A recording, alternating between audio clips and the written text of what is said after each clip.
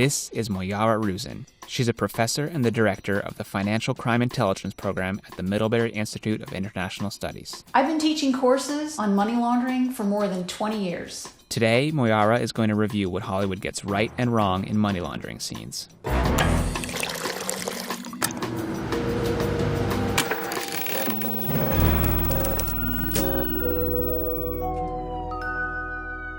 Money laundering is a necessary step for most criminals, especially if they have a lot of criminal revenue.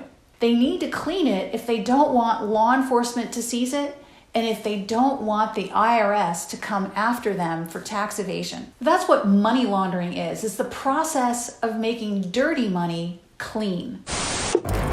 First up, Wolf of Wall Street. In this scene, Jordan Belfort hires family members and other associates to smuggle cash into Switzerland. The next day, Aunt Emma flew to Geneva.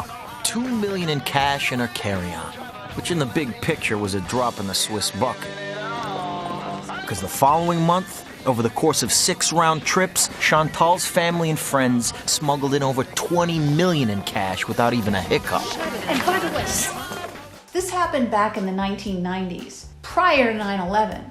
I don't know if any of you remember what airport security was like before 9/11, but it wasn't at all anything like what we have today. Maybe they would have been able to move that cash past TSA without any questions asked. But technically, by law, they still would have been required to fill out documentation for any amount of cash over $10,000. It's not against the law to move the cash. You just have to report it.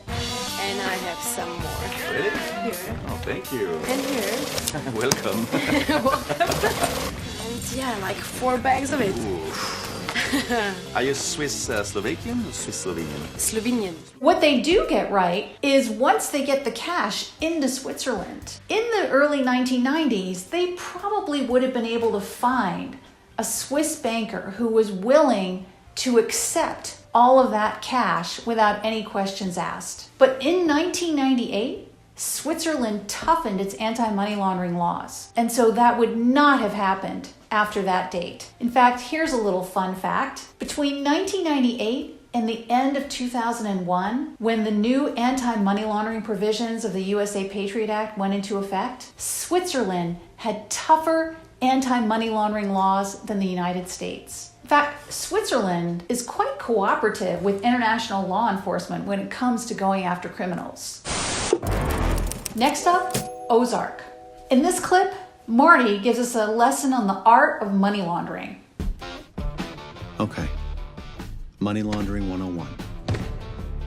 Say you come across a suitcase with $5 million in it.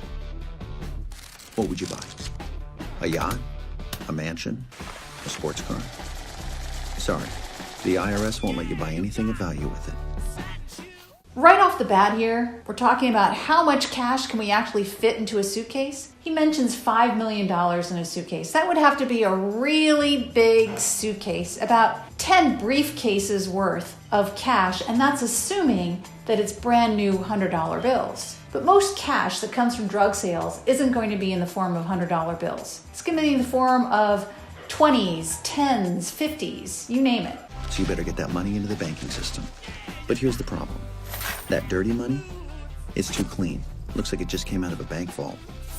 You gotta age it up, crumple it, drag it through the dirt, run it over with your car. Anything to make it look like it's been around the block. Next, you need a cash business. Something pleasant. You mix the $5 million with the cash from the joyful business.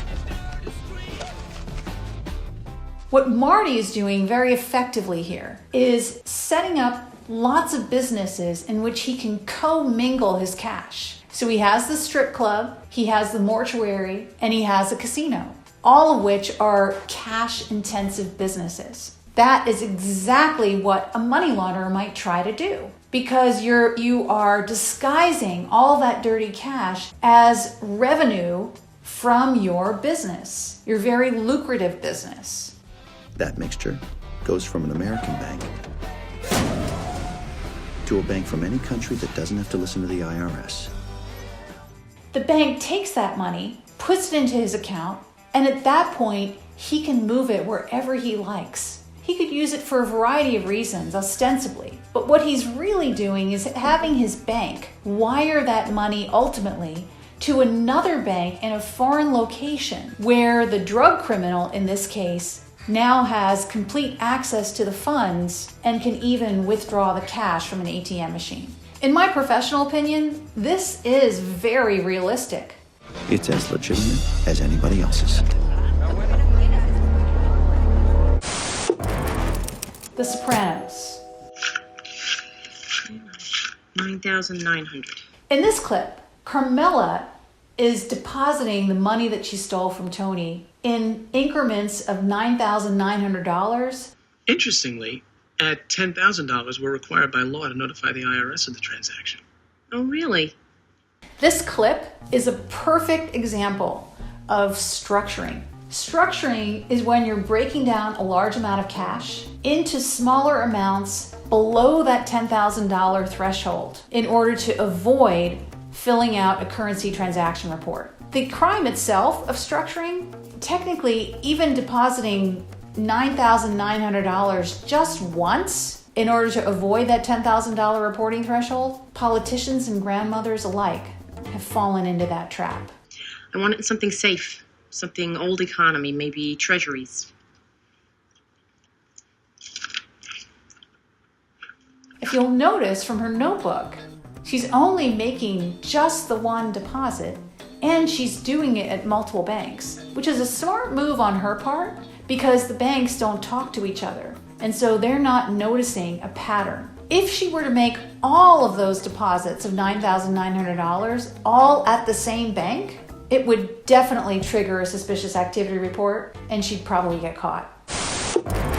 Next up, Breaking Bad. You know you need to launder your money, right? Do you understand the basics of it? Placement, layering, integration? I ain't buying no damn nail salon, so just forget it. In this scene, Saul explains beautifully 2 out of the 3 money laundering stages and why one even needs to launder money in the first place. Well, you want to stay out of jail, don't you? I mean, you want to keep your money and your freedom. Because I got 3 little letters for you, IRS. If they can get Capone, they can get you. I really like this scene. In fact, I like it so much that I actually show it in my classes to my students because they start off learning the first 3 traditional stages of money laundering, which is placement, where he's putting the dirty drug money into the proceeds of the nail salon. Layering, he combines with the placement, but layering is when you move the money around just to muddy the money trail and make it very difficult for law enforcement to follow it. And then integration, once the money is clean enough that you can take it and actually spend it. Here's you, right? Pinkman, get it? Okay, here's your cash. You're out on the town. Yeah, you're partying hardy, you're knocking boots with the chickie babes, and oh, who's this? It's the tax man, and he's looking at you. Now, what does he see? He sees a young fella with a big fancy house, unlimited cash supply, and no job. Now, what is the conclusion the tax man makes? I'm a drug dealer. Wrong. 1,000,000 times worse. You're a tax cheat. What do? They take every penny, and you go in the can for felony tax evasion.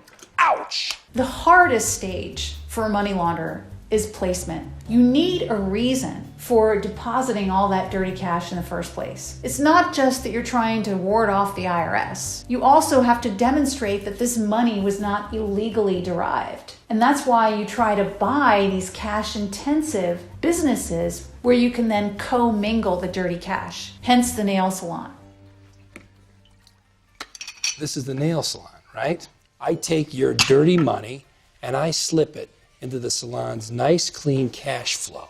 I also like how he shakes the Q-tips around. What you're really doing is you're putting some dirty Q-tips, putting them in there and shuffling them around so that when you finally take them all out, it looks clean. But what you would really be doing, if you are a sophisticated money launderer, is you would probably be taking that cash and then moving it between accounts, using it for other purposes, and then finally, after you've moved it around and made it very difficult for law enforcement to follow the money trail, only then would you withdraw the cash and then spend it. As I said, I really like this clip. because he's talking about processes just the way that we would talk about it in a law enforcement setting. Very realistic.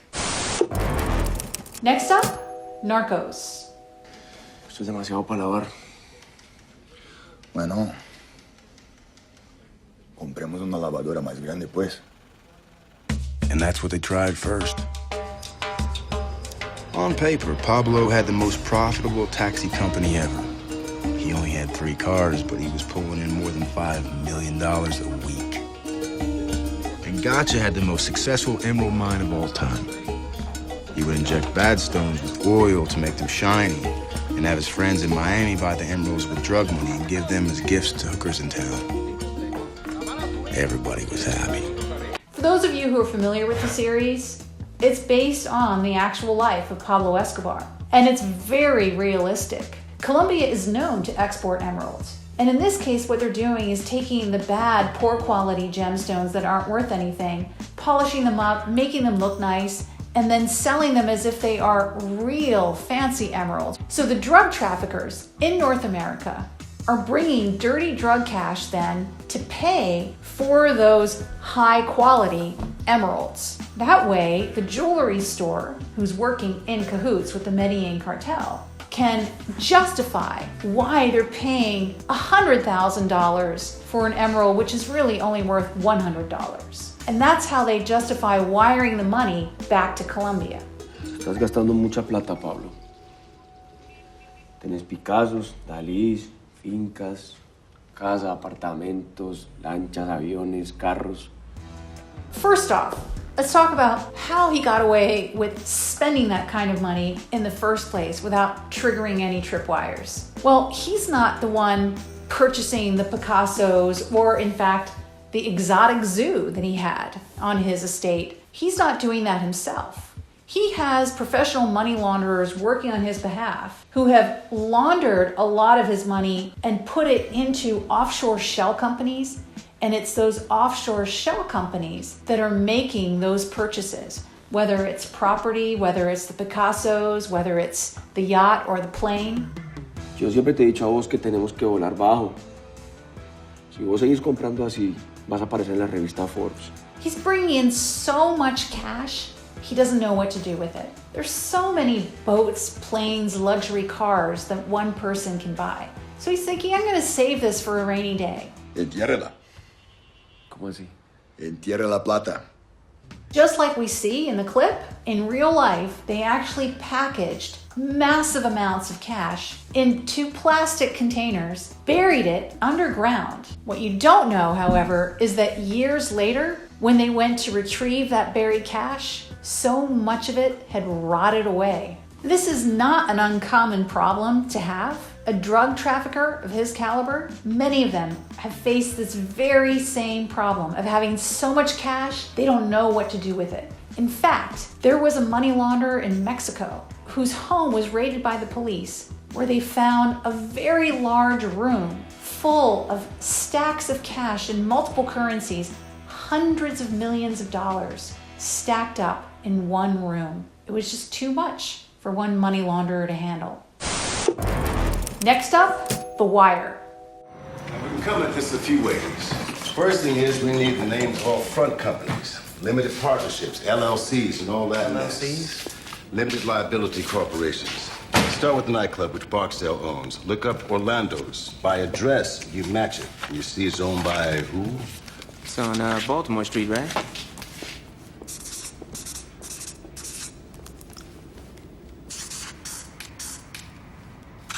Got it. D&B Enterprises. Hand it over to Prebz, who's gonna get off his ass and walk on over to the state office buildings on Preston Street. Preston Street? Corporate charter office. Corporate who?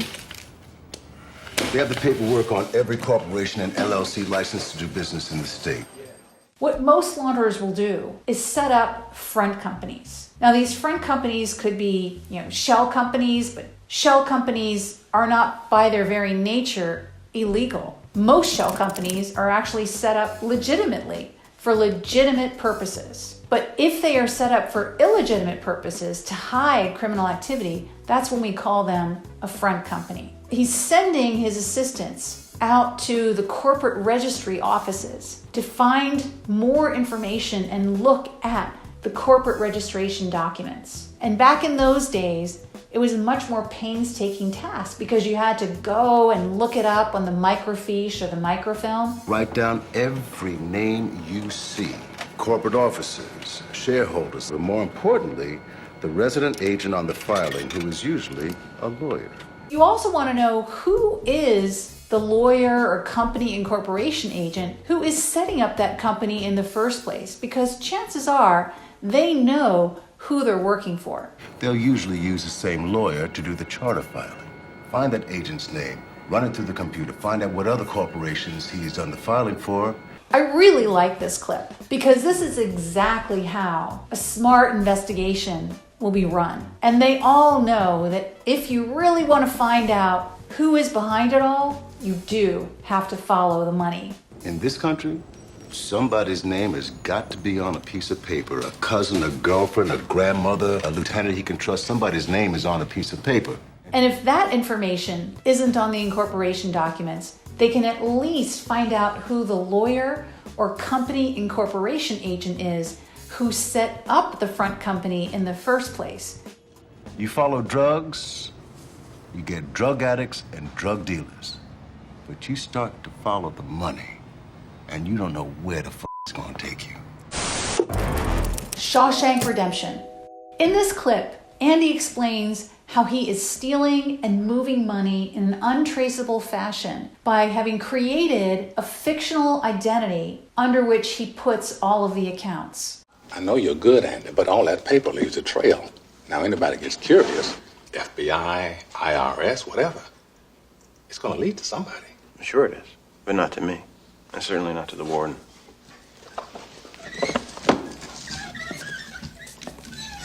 All right, who? Randall Stevens. Who? The silent partner. He's the guilty one, Your Honor. The man with the bank accounts. That's where the filtering process starts. They trace anything, it's just going to lead to him. But who is he? He's a phantom, an apparition. Second cousin to Harvey the Rabbit. I conjured him out of thin air. He doesn't exist, except on paper. Andy is using a synthetic identity in order to conduct the money laundering activity that he's engaging in. You can't just make a person up. Well, sure you can. If you know how the system works, where the cracks are. It's amazing what you can accomplish by mail. Synthetic identities are something that law enforcement is extremely concerned about because it is, unfortunately, not that difficult to create. All you need to do is apply for a line of credit. You'll be rejected because they won't be able to recognize any of the information that you're providing. Then, simply by getting rejected in that loan application, you have actually created a record. And so now you exist. Mr. Stevens has a birth certificate, driver's license, social security number. You're f***ing me. If they ever trace any of those accounts, they're going to wind up chasing a figment of my imagination.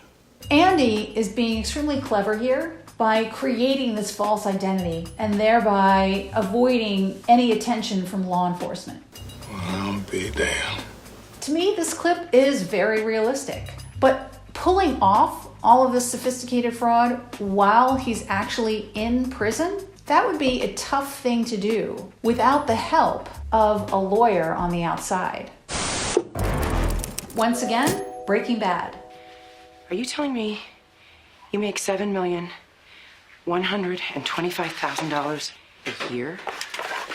7.5 even, before expenses. There's no car wash in the world that could do this kind of business. I mean, this is 9 months' work here minimum.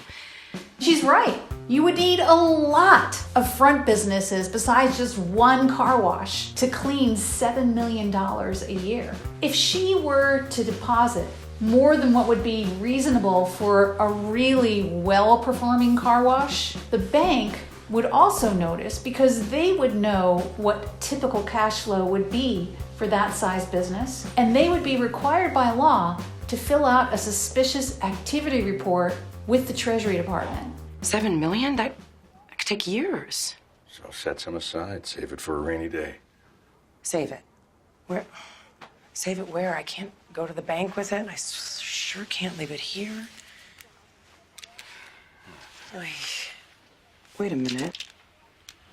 Is this all 50s? Who pays for a car wash with a 50? She also makes another great point about the denomination of the bills. They're all $50 bills. Very strange, and I suspect that a lot of his cash is probably not typically received in the form of $50 bills, but in this scene it is, and that's very weird. Would you only be receiving $50 bills from your customers at a car wash? Most of us rarely use $50 bills. Most people don't realize that our banks are required by law to be spying on our transactions from time to time and differentiate typical activity from suspicious activity. So a bank has lots of cash-intensive businesses as customers, and they know what a cash-intensive business would typically do when they make deposits. They would be depositing 5, 10s, 20s, 50s, 100s. If you're only depositing $50 bills, that just by itself is a little odd.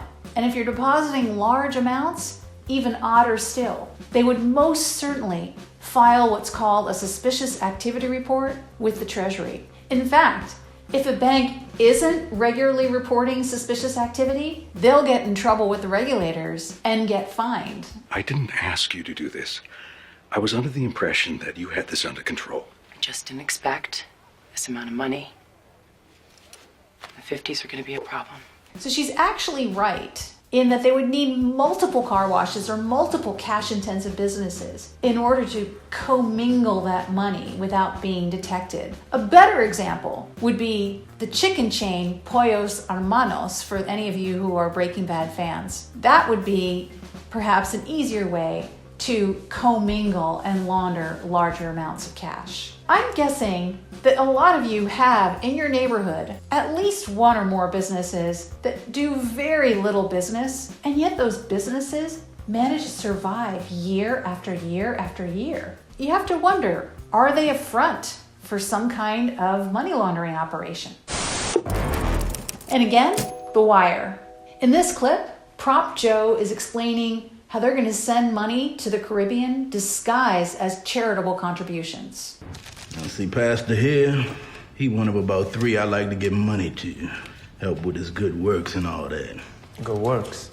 Oh, he down with all kind of missionary work going on down in the islands.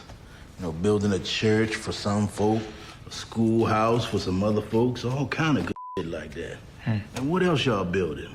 The hospital. Hospital, yeah. Except they've been building that mess for about 10 years now and nothing ever actually get finished. This clip is pretty realistic. We do know that charities are abused by criminals for money laundering purposes. You have charitable donations, which is really dirty drug cash, coming in disguised as charitable donations. You deposit that into the bank account of the charity. No one's going to ask any questions because it's not unusual for charities to receive cash donations. Now the bank is wiring money offshore, maybe to Haiti or somewhere else in the Caribbean, where they are supposedly using the money to do charitable deeds. But as we heard, they're not really doing those charitable deeds. We got accounts with some of the banks down there. Donations come in as cash. Cashier's checks come out. Tiny-ass Caribbean island, don't truck with no subpoenas, no court orders, none of that. You pay 10 on the dollar. Anything beyond that depends on your generosity to save those who want to be saved.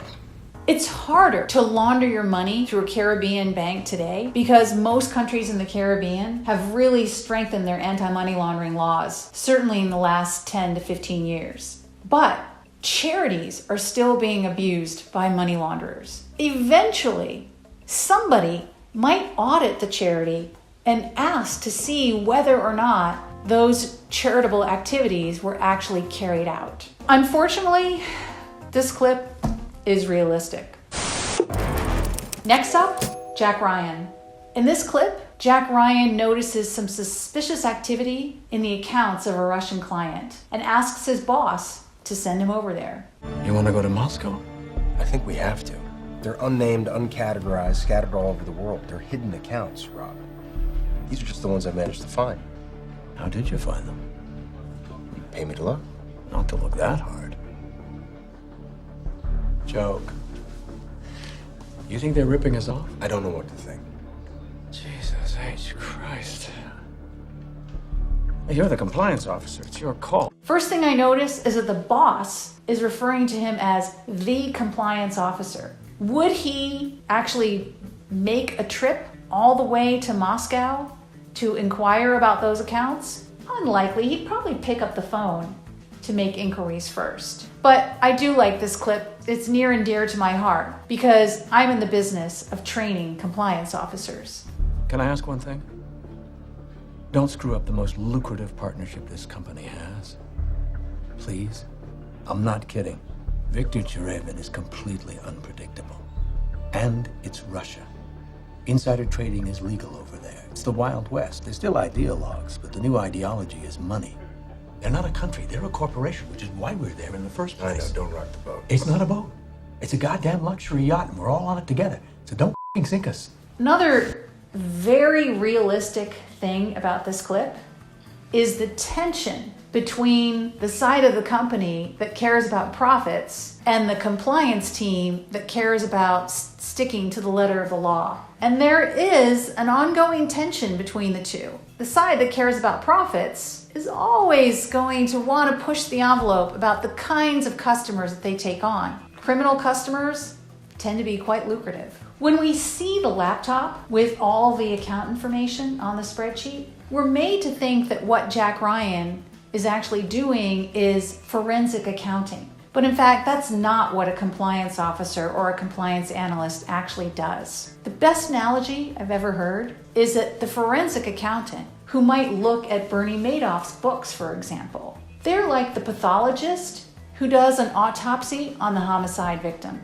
whereas a compliance officer is like the homicide investigator who's looking at lots of different pieces of information to formulate a hypothesis as to what is actually going on. They're looking for different patterns of behavior and different characteristics about the customer that might suggest that there is suspicious activity taking place. So to portray Jack Ryan as a forensic accountant, or that he would even take an overseas trip to investigate one client, is somewhat unrealistic. As we can see, laundering large amounts of cash is never as easy as Hollywood makes it out to be. And even if you were able to do it well, your clients are always going to be criminals. When they have the opportunity for a plea bargain, it's usually the money launderer that they turn in first. So take my advice and earn your money the legitimate way.